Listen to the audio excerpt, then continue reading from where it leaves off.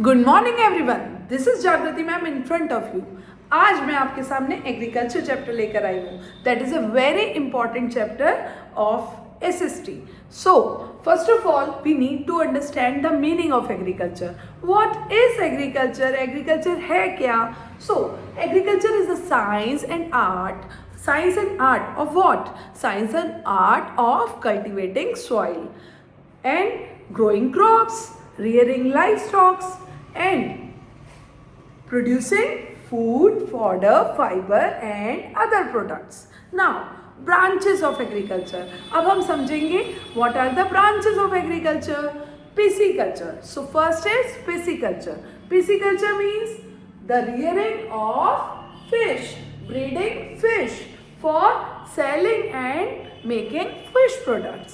Yes, जब हम fish को पालते हैं और उसके प्रोडक्ट्स के लिए उसको बेचते हैं और sell into the market, market में खाने के लिए बेचते हैं, so this is known as pisciculture. तो वो पिसिकल्चर में ही इन्वॉल्व होता है। Next is viticulture. विटिकल्चर क्या है? The cultivation and harvesting of grapes. जब हम कल्टिवेट करते हैं, हार्वेस्ट करते हैं ग्रेप्स को उगाना for on a large scale. ये नहीं कि आपने घर के अपने प्लांट पे अगर आपने ग्रो कर लिया एक छोटा सा ग्रेप का प्लांट, तो आप क्या कर रहे हैं? आप विटिकल्चर कर रहे हैं। No, on a large scale. जब हम लार्ज स्केल पर कोई एक्टिविटी करते हैं then it is known as culture. हाँ, now sericulture means the rearing and breeding of silkworms. The rearing and breeding of silkworms to obtain silk for making silk production. So this is known as sericulture. Now horticulture a branch of agriculture dealing with cultivation of fruits, flowers,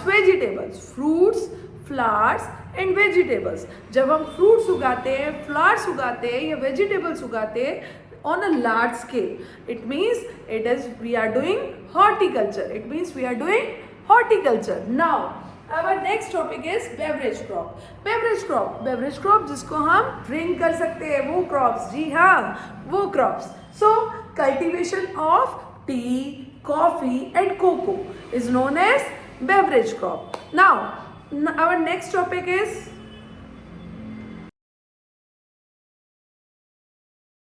हाँ जी, हमारा next question है types of farming.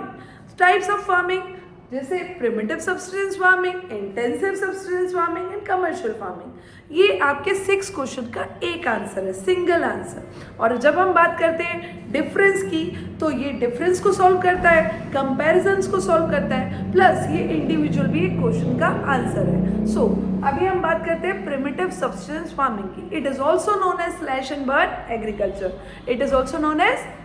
Burn agriculture, jhuming agriculture. Yes, अब हम समझते हैं इसका meaning क्या है ये। तो फार्मर्स जो है fresh patch of land clear करते हैं फॉरेस्ट का, उसके ट्रीज को काटा जाता है, उसकी रूट्स को बर्न किया जाता है, and after first monsoon shower seeds are sown. So when couple of years they grow the cereals and other food crops. वो cereals उगाते हैं, other food crops उगाते हैं, और उसके बाद जब सॉइल की फर्टिलिटी डिक्रीज हो जाती है, they move to another patch of land and they clear it. फिर से पेड़ों को काटा जाता है, फिर से उस पर रूट्स को जलाया जाता है, same procedure is done. So इस तरीके से स्लैश एंड बर्न एग्रीकल्चर होता है। Next we are talking intensive subsistence farming. Intensive subsistence farming क्या है बेटा? Most important thing you need to mention at here, though the right of inheritance क्या होता है? What is the meaning of inheritance? When you have the property of your parents and when you have something of your parents and grandparents, that is called inheritance. Like the right of inheritance in which the property is divided among the successive generation, जिसमें property को आगे divide कर दिया जाता है आने वाली generations में, उसको कहते हैं बेटा डिवीजन, सक्सेसिव जनरेशन में होना। सो इंटेंसिव सब्सटेंस फार्मिंग का ये कारण बनता है। How did it become the reason for intensive subsistence farming? इसलिए क्योंकि लैंड जो है वो लिमिटेड हो जाता है and they do not have another option to do, so it is become uneconomical. जो लैंड है बहुत अनइकोनॉमिकल हो जाता है, बहुत कम स्पेस बच जाता है उनके पास एग्रीकल्चर के लिए, और क्योंकि उनके पास कोई और ऑल्टरनेटिव अवेलेबल नहीं है इसलिए फार्मर्स को ये फार्मिंग करना पड़ता है। So it is practice in the high population areas, जहाँ पर पॉपुलेशन बहुत ज़्यादा होती है वहाँ पर इंटेंसिव सब्सटेंस फार्मिंग किया जाता है। एंड प्रेशर ऑन लैंड, तो प्रेशर ऑन लैंड तो ऑटोमेटिकली अपने आप ही आ जाएगा। कैसे? क्योंकि हाई पॉपुलेशन है, लैंड के पैचेस बहुत छोटे हैं, तो लिमिटेड लैंड होने की वजह से प्रेशर ऑन लैंड है, हाई प्रेशर ऑन लैंड है। Now we are talking about commercial farming. बेटा कमर्शियल फार्मिंग क्या होता है? जो कि मार्केट में सेल करने के लिए किया जाता है फार्मिंग, उसको कहते हैं बेटा commercial farming. To sell into the market, जो प्रोडक्शन किया जाता है, फार्मिंग किया जाता है, उसको मार्केट में बेचने के लिए किया जाता है, तो वो कमर्शियल फार्मिंग होता है। It is practice on a large area, large area में ये प्रैक्टिस किया जाता है। In this type of farming the use of HYV seeds, modern inputs like HYV seeds, high yielding variety of seeds, pesticides, insecticides, fertilizers, chemical fertilizers are used, so in order to obtain higher productivity, so they can earn more profit. So our next topic is agricultural tools. किस type के tools use करते हैं primitive farmers use करते हैं हो, dough, digging sticks, और वहीं intensive farmers use करते हैं plough and such kind of things. And in commercial farming जो फार्मर्स यूज करते हैं modern farming tools like tractors, seed drills, harvesters, threshers etcetera. Now our next topic is labour. तो labour hire करते हैं क्या primitive farmers? No, the family and community work as labourer. वहीं उनकी community, tribal people की community ही labourer के तौर पर काम करती है उनके लिए। नेक्स्ट, इन इंटेंसिव फार्मिंग लेबर जो है ये हायर करते हैं whenever they required, like at the time of seed sowing, at the time of harvesting the crops, बीज बोने के समय और क्रॉप्स की कटिंग के लिए ये हायर करते हैं लेबरर्स। और वहीं हम कमर्शियल फार्मिंग की अगर बात करते हैं, so it is a capital as well as labour intensive. ये ट्रैक्टर्स, हार्वेस्टर, सीड ड्रिल्स वगैरह का भी यूज़ करते हैं और लेबर्स भी हायर करते हैं। Next topic is irrigation. So ये डिपेंड अपॉन मॉनसून, ये मॉनसून के ऊपर डिपेंड करते हैं। और वहीं लेबर जो इंटेंसिव सब्सटेंस फार्मर्स जो है वो इरिगेट करते हैं by using pumps underground water से, और यहाँ पर कमर्शियल फार्मर्स जो है वो इरिगेट करते हैं लैंड को अंडरग्राउंड वाटर से या फिर कैनाल वाटर से, नहर के पानी से। नेक्स्ट आता है फर्टिलिटी। तो ये डिपेंड अपॉन नेचुरल फर्टिलिटी, तभी तो ये अपने लैंड को अबेंडेंट छोड़ जाते हैं, छोड़कर दूसरे पैच ऑफ लैंड में चले जाते हैं, क्योंकि ये नेचुरल फर्टिलिटी के ऊपर डिपेंड करते हैं। वहीं intensive farmers high doses use करते हैं किसकी? बायोकेमिकल इनपुट्स की। वहीं जो कमर्शियल फार्मर्स हैं वो हायर डोजेस, मतलब कंपैरेटिवली हायर डोजेस यूज़ करते हैं मॉडर्न इनपुट्स की, लाइक केमिकल फर्टिलाइजर्स यूज़ करते हैं, इंसेक्टिसाइड, पेस्टिसाइड्स यूज़ करते हैं, as I told you before in first point. Now land productivity, जब हम लैंड प्रोडक्टिविटी की बात करते हैं तो लो प्रोडक्टिविटी है प्रिमिटिव सब्सटेंस फार्मिंग में, क्योंकि कोई भी फर्टिलाइजर्स यूज़ नहीं किए जाते। वहीं इंटेंसिव फार्मिंग में वो मैन्योर्स और फर्टिलाइजर्स यूज़ करते हैं, तो कंपैरेटिवली हायर होता है। लेकिन कमर्शियल फार्मिंग में सबसे ज़्यादा हायर प्रोडक्टिविटी होती है। सो this is the most important question you must learn. So now our next topic is plantation crops. While we are talking about plantation crops, it means we are talking about commercial crops. It is a single crop which is grown on a large area like other commercial crops. हाँ, जैसे large area में एक single crop उगाई जाती है तो उसको plantation crop कहते हैं. It use capital intensive as well as migrant labourers, ये कैपिटल इंटेंसिव इनपुट्स को यूज़ करती है और माइग्रेंट लेबरर्स को यूज़ करती है क्योंकि इनको स्किल्ड लेबरर्स की रिक्वायरमेंट होती है that can be only satisfied by migrant labourers, जो लेबरर्स अपने गांव छोड़कर प्लांटेशन वाले एरिया में आ जाते हैं और सेटल्ड हो जाते हैं, वहीं पर उनके लिए डे नाइट काम करते हैं. This is known as migrant labourers. Now all the produce is used as raw material. जो कुछ भी प्रोडक्शन होता है वो रॉ मटेरियल के तौर पे यूज़ होता है, डायरेक्टली कंज्यूम नहीं होता है. लाइक टी की लीव्स जो है आप डायरेक्टली कंज्यूम नहीं करते हैं, वो प्रोसेस्ड होती है, उसके बाद पैक्ड होती है, फिर आप घर में आप चाय पत्ती खरीद के लाते हैं. तो सेम थिंग, ये डायरेक्टली यूज़ नहीं होती है, ये रॉ मटेरियल प्रोवाइड करती है अपनी अपनी रिस्पेक्टिव इंडस्ट्रीज़ को.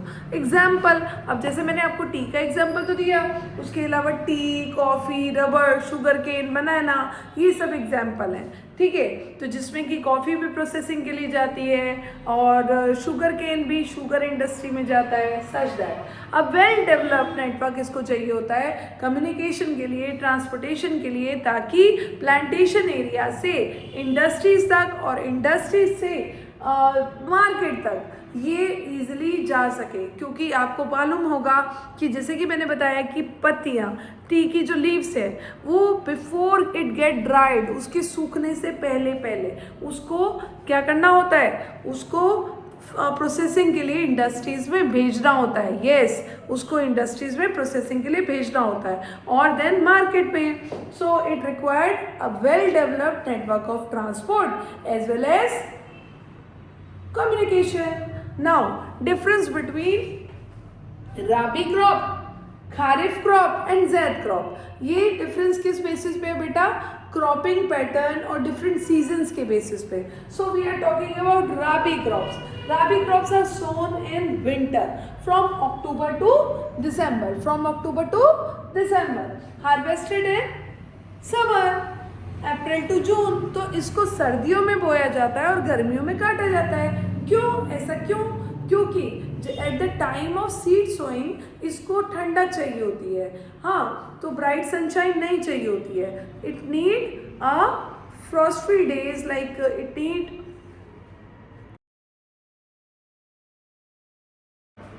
So our next topic is plantation crop. Yes, it is also known as commercial crop.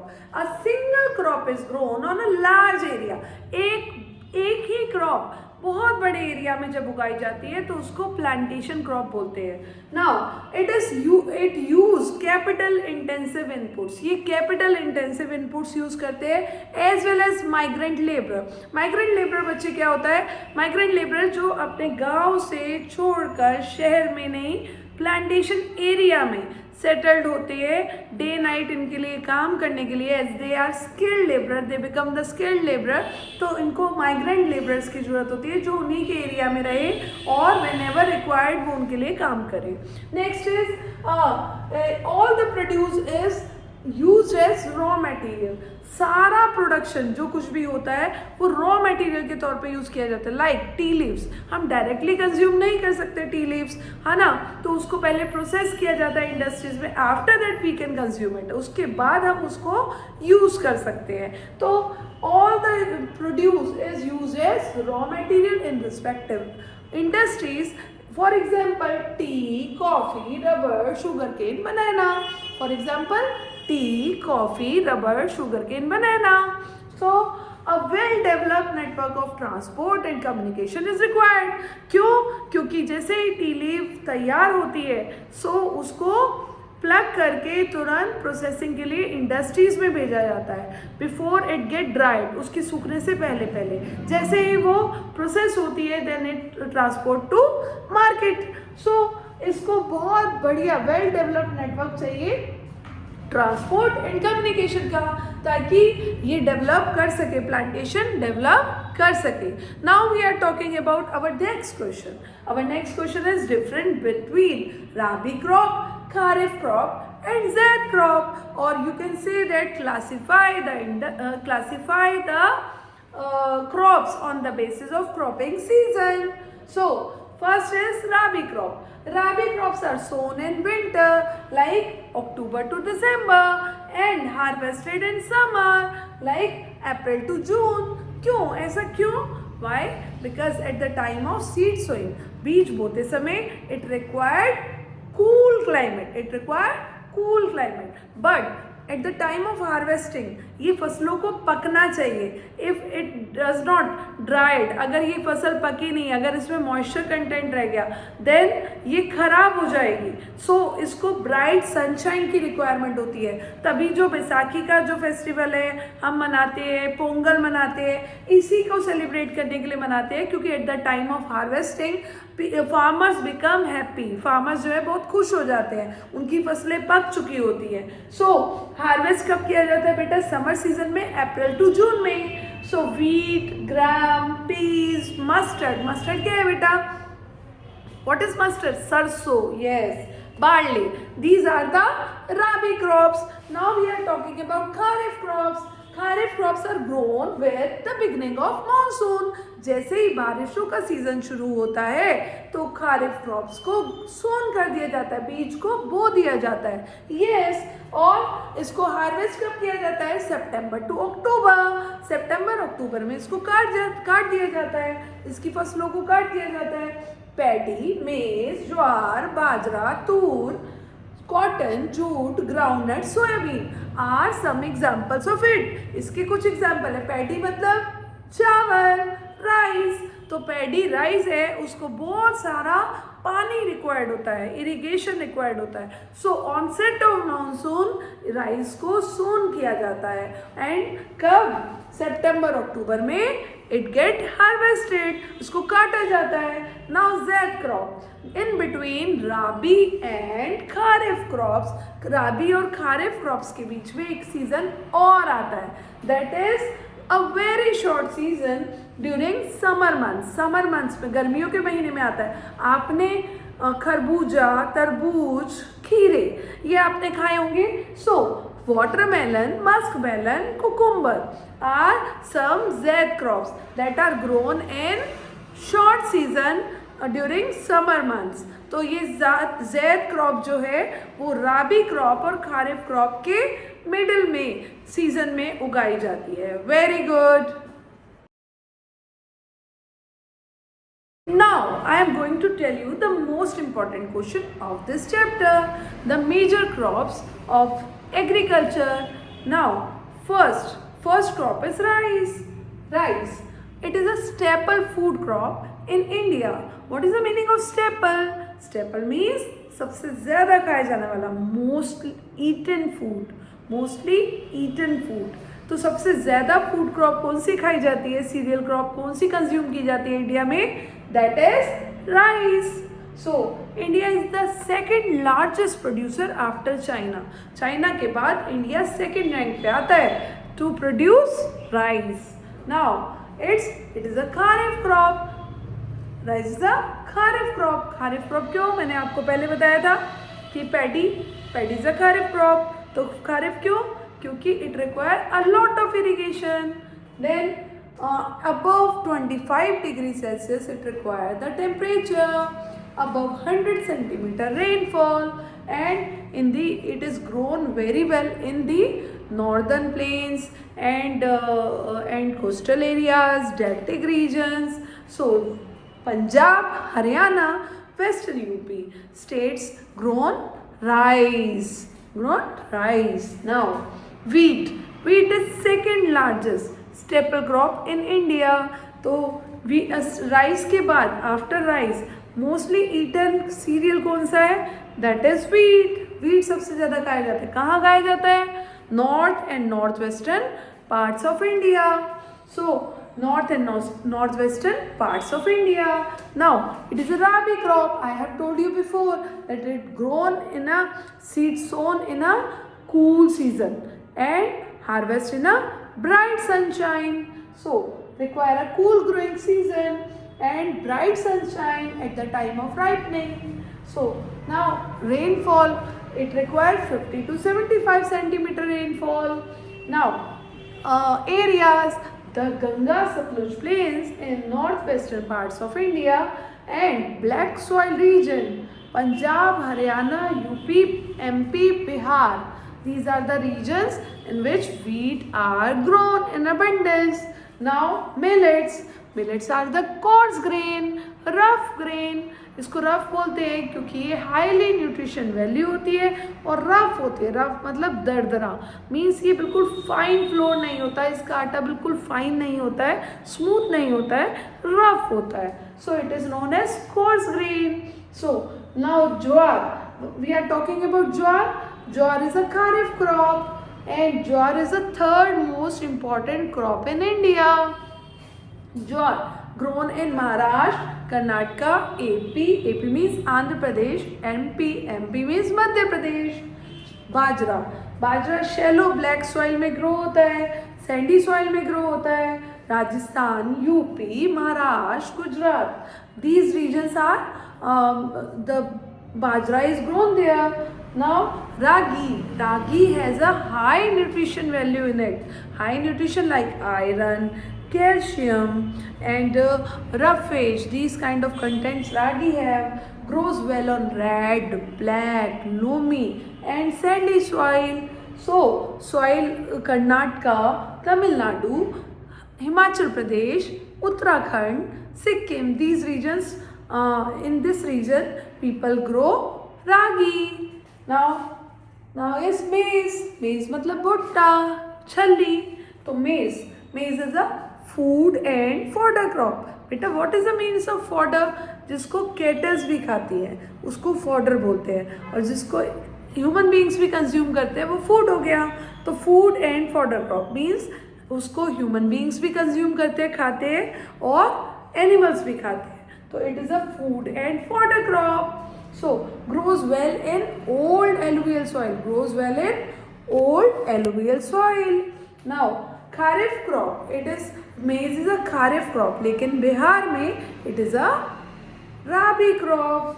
So temperature 21 degree Celsius to 27 degree Celsius it requires. Now Karnataka, MP, UP, AP, MP Madhya Pradesh, UP, Uttar Pradesh, AP, Andhra Pradesh, Bihar, Telangana, यहाँ पर people grow maize. Okay, that's it. Have a screenshot of it. After that I am going to write down the next 4.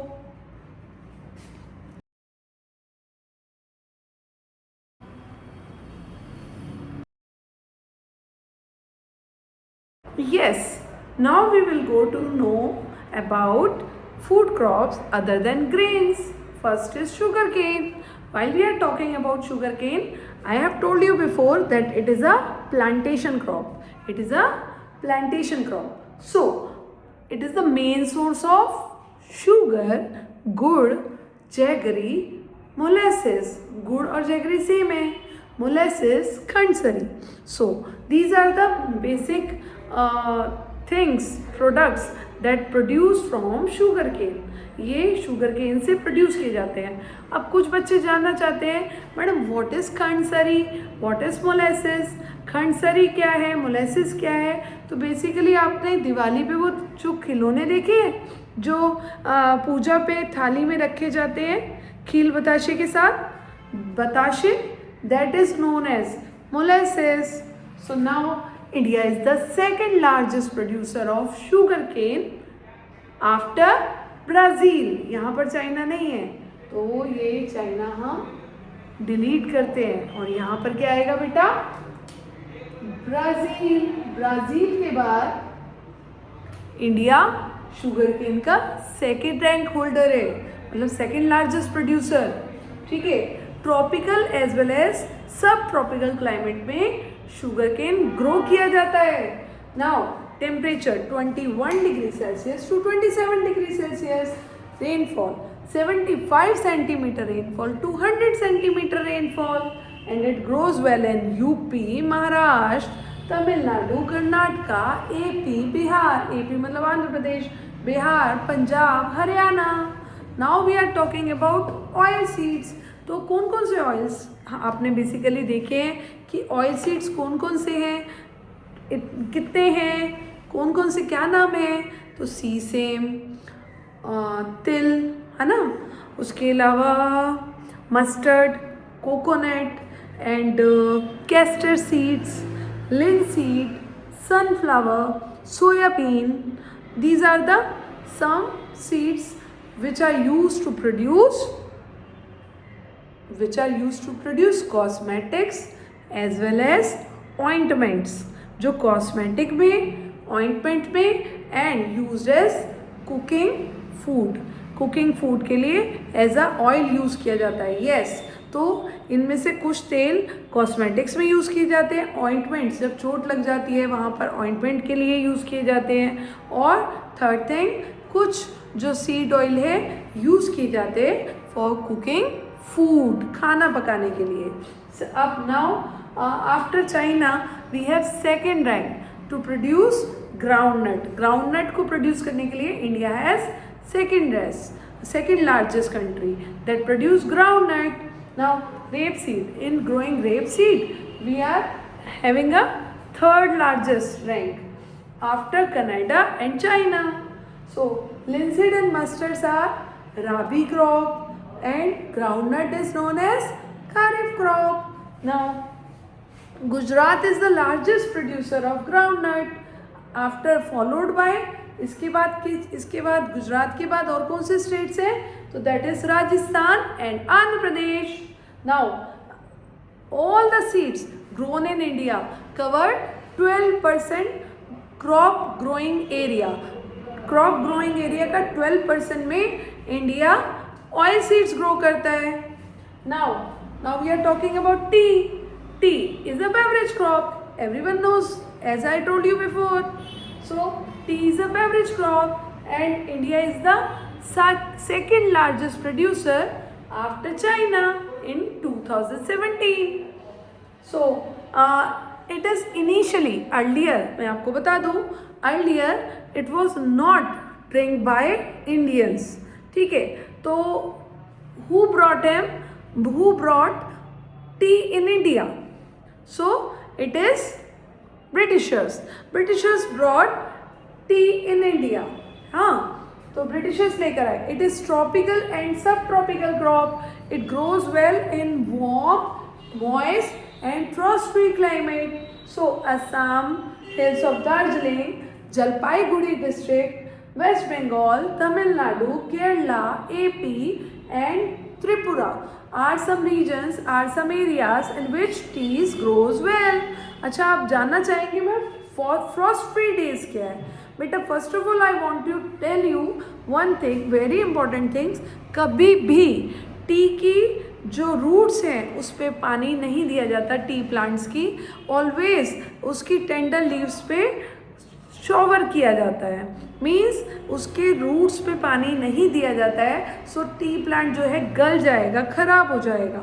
सो उसकी जो tender leaves हैं उसको green रखने के लिए उस पर स्पिलिंग ऑफ वाटर होता है, वाटर शॉवर टाइप होता है. ठीक है, तो फ्रॉस्ट फ्री डेज इसलिए बोलते हैं कि उसको बारिश ज़्यादा नहीं चाहिए लेकिन उसको नमी चाहिए. ठीक है, now last is coffee. when we are talking about coffee, so coffee भी ब्रिटिशर्स लेकर आए थे. Arabica variety initially brought by Yemen से लेकर आई गई और produced in India. So we are talking about states. सो कहाँ उगाई जाती है? So Baba Budan hills, Nilgiri in Karnataka, Kerala, Tamil Nadu are some states in which coffee is grown. So everyone have a screenshot of it so that you will learn it and make it in your notebook.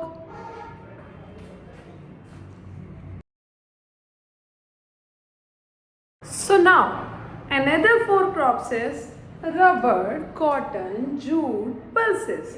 So we are talking about non-food crop, rubber, cotton, jute, in which cotton and jute are fiber crops. Yes. So now we are talking about rubber. Rubber is important for industries, for making tires, for making cooking items like जो rubber के handles होते हैं, these things. So important industrial raw material. Now crop, it is equatorial crop, but in certain condition it can even grow in tropical and subtropical climate. It requires above 25 degrees centigrade temperature and rainfall more than 200 centimeter. Yes, more than 200 centimeter. Kerala, Tamil Nadu, Karnataka, Andaman Nicobar, Garo Hills of Meghalaya are the zones where rubber is grown. Now cotton. Cotton in India is the second largest producer of cotton after China. Yes, India is independent in cotton industry.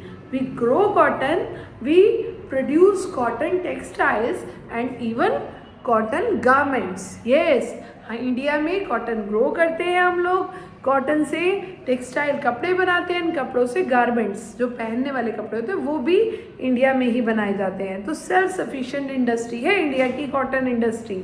ठीक है, तो cotton, तो India is कहाँ पर? Second largest producer after China. Require 6 to 8 months to mature. इसकी जो crop होती है उसको 6 to 8 months लगते हैं मैच्योर होने के लिए. It require high temperature, light rainfall, 210 frost free days. Frost free days means no बारिश. Frost free days, 210 frost free days it require. और it is a kharif crop. Maharashtra, Gujarat, Madhya Pradesh, Karnataka, AP, Telangana, Tamil Nadu में ये grow किया जाता है. अब आता है जूट. ये बेटा एग्जाम में मल्टीपल टाइम आ चुका है. As a golden fibre. Which is the golden fibre? Jute is known as golden fibre. So grows well on well drained soil. ये पूरी तरह वेल ड्रेन्ड सॉइल, मतलब गीली तो होनी चाहिए, नमी तो होनी चाहिए, लेकिन ड्रेन्ड होनी चाहिए. तो वेल ड्रेन्ड फर्टाइल सॉइल में ये ग्रो करती है. फ्लड प्रेन एरिया में जहाँ एवरी ईयर सॉइल रिन्यू होती है. यस, रिन्यू का मतलब समझते हैं ना, जब बाढ़ आती है, लाइक ब्रह्मपुत्रा में जब बाढ़ आती है तो फ्लड को क्या कहते हैं? बाढ़. फ्लड आता है, उसके बाद सॉइल रिन्यू हो जाती है. तो ऐसे एरिया में जूट बहुत अच्छे से उगता है. Thereafter, it require high temperature. West Bengal, Bihar, Assam, Odisha, Meghalaya. These are the zones जहाँ पर ये ग्रो होता है जूट बहुत अच्छे से. आफ्टर बांग्लादेश, यहाँ पर मैंने लिखा नहीं. Yes, we are also the second largest producer after Bangladesh. Bangladesh के बाद, आफ्टर बांग्लादेश के बाद हम सेकेंड नंबर पर जूट का प्रोडक्शन करते हैं. लेकिन आजकल नायलॉन से इसको बहुत स्टिफ कंपटीशन मिल रहा है, क्योंकि नायलॉन चीप है और इकोनॉमिकल है, लेकिन जूट एक्सपेंसिव है. तो बहुत ये सर्वाइव कर रहे हैं इसके farmers. Now we are talking about pulses. Pulses मतलब दालें. India is the largest producer as well as consumer. India is the largest producer as well as consumer of pulses. So it is a source of protein.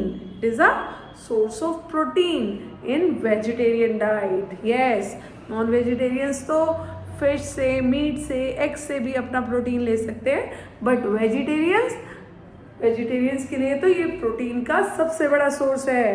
Then India is a largest producer as well as consumer of pulses. हम उगाते भी सबसे ज़्यादा है pulses और खाते भी सबसे ज़्यादा है pulses.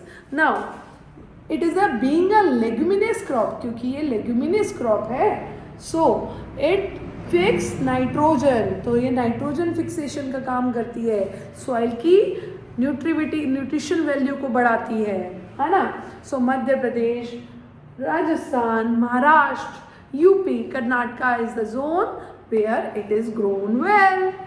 So have a click, एक फोटो ले लीजिए so that you will make it at your own. आप खुद से बना सके और लर्न कर सके, प्रिपेयर कर सके during examination. So most important question of agriculture chapter is technological and institutional reforms introduced by Indian government. So the government of India take many initiatives in the form of KCC in the form of PAIS. So we are going to discuss all of the things here. So Government of India ने बहुत सारे initiatives लिए, technological and institutional reforms that bring to improve the agriculture को improve करने के लिए. First is collectivization, consolidation of land holding and cooperation, abolition of zamindari system. These are the things the government introduced to remove the British effect को remove करने के लिए. जो ज़मींदारी system बनाया था किसने, ब्रिटिशर्स ने, उस इफेक्ट को रिमूव करने के लिए, है ना. लैंड रिफॉर्म्स लाए गए, फर्स्ट 5 ईयर प्लान लाया गया कि जो पहले ब्रिटिशर्स ने जो सब कुछ इस्टेब्लिशमेंट कर रखा था उस सब को रिमूव करने के लिए. नाउ टू इम्प्रूव एग्रीकल्चर को इम्प्रूव करने के लिए इन द ईयर कब 1960s एंड 1970s में green revolution and white revolution लाया गया. ग्रीन रेवोल्यूशन क्या था, HYV seeds, high yielding variety of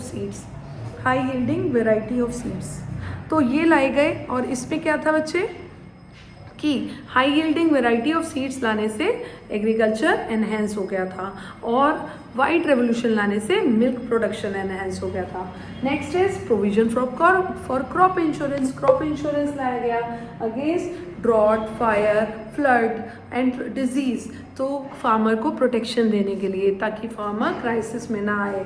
next point is establishment of Gramin bank, cooperative bank and cooperatives and banks for the benefit of farmers कि उन्हें low rate of interest पे credit मिल सके, ठीक है, मनी अरेंज हो सके. Next is KCC Kisan credit card scheme and PAIS personal accident insurance scheme. ये चीज़ गवर्नमेंट ने इंट्रोड्यूस करी. फॉर व्हाट रीज़न, किस रीज़न के लिए, कि for the benefit of farmers, कि फार्मर्स को eight the time of accidents उनको मनी के लिए ज़्यादा प्रॉब्लम ना फेस करनी पड़े, मनी लेंडर के पास ना जाना पड़े. So government provide these schemes for the benefit of farmers. Next point is government provides special weather bulletin for the benefit of farmers that they pre-informed before flood और storms, उससे पहले ही उनको information मिल जाती है on TV and radio so that they get alert, वो alert हो जाते हैं. Last point and foremost point, MSP. Government introduced MSP to reduce the role of middleman and speculators और middleman के रोल को कम करने के लिए क्या किया गवर्नमेंट ने, MSP इंट्रोड्यूस किया. MSP क्या है, बिफोर सोइंग सीड, बीज बोने से पहले ही फार्मर को वो प्राइस बता दिया जाता है जिस पे गवर्नमेंट उनकी क्रॉप्स को प्रोक्योर कर लेगी by FCI, food corporation of India.